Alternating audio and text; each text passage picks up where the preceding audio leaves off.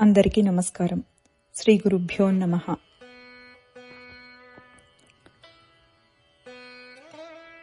కంచి పరమాచార్య స్వామి వారి మహాత్మ్యాన్ని తెలిపే ఈ అనుభవం స్టోరీస్ ఆఫ్ మహాపెరియవ పరమాచార్య అనే పేజ్ నుంచి స్వీకరించబడినది.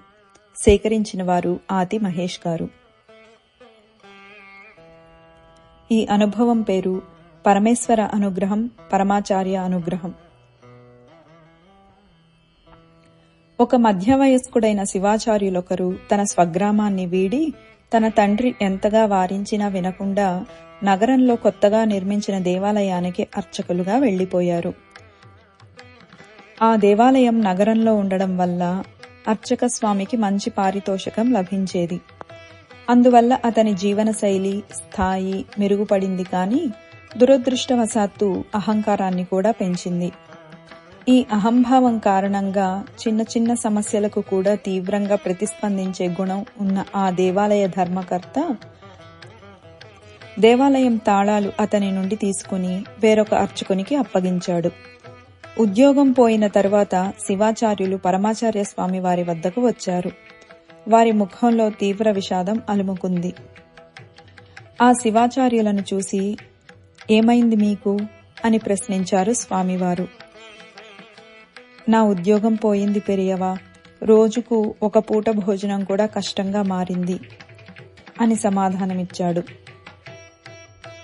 "మీ తండ్రి గారు ఏం చేస్తున్నారు?" అన్నారు స్వామివారు. "ఆయన ఊర్లోనే ఉన్నారు, శివాలయంలో సేవ చేస్తున్నారు" అని బదులిచ్చాడు ఆ ఆచార్యులు. "మీ ఊరికి ఉన్న ప్రాముఖ్యత ఏమిటి?"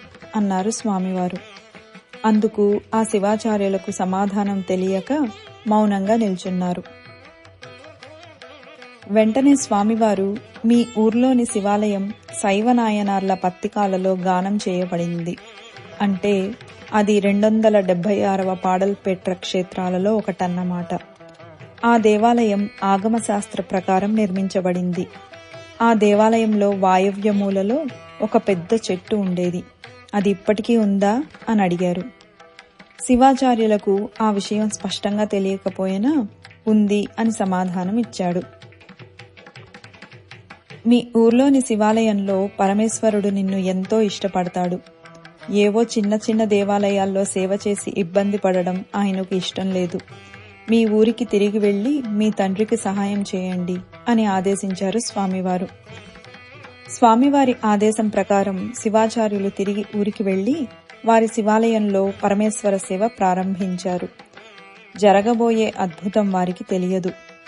మరుసటి నెలలోనే ఊరి ప్రజలందరూ కలిసి దేవాలయ పునరుద్ధరణకు ఒక కమిటీ ఏర్పాటు చేశారు.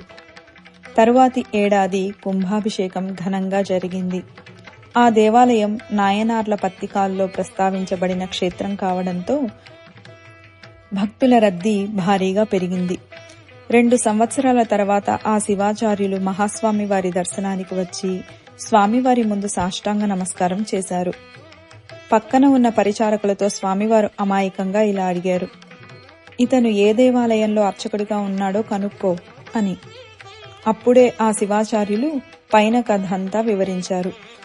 "ఇప్పుడు మీ పరిస్థితి ఎలా ఉంది?" అని స్వామివారు అడగగా శివాచార్యుల కళ్ళు నీటితో నిండిపోయాయి.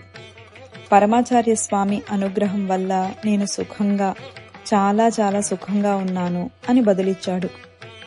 స్వామివారు చిన్నగా నవ్వుతూ, "పరమేశ్వరుని అనుగ్రహం వల్ల అని చెప్పు, నేనేం చేశాను?" అని మృదువుగా అన్నారు. ఇటువంటి విషయాలలో స్వామివారు ఎంతో చాకచక్యంగా తప్పించుకుంటారు. అపార కరుణా సింధుం జ్ఞానదం శాంతరూపిణం శ్రీ చంద్రశేఖర గురుం ప్రణమామి ముదాన్వహం. స్వస్తి.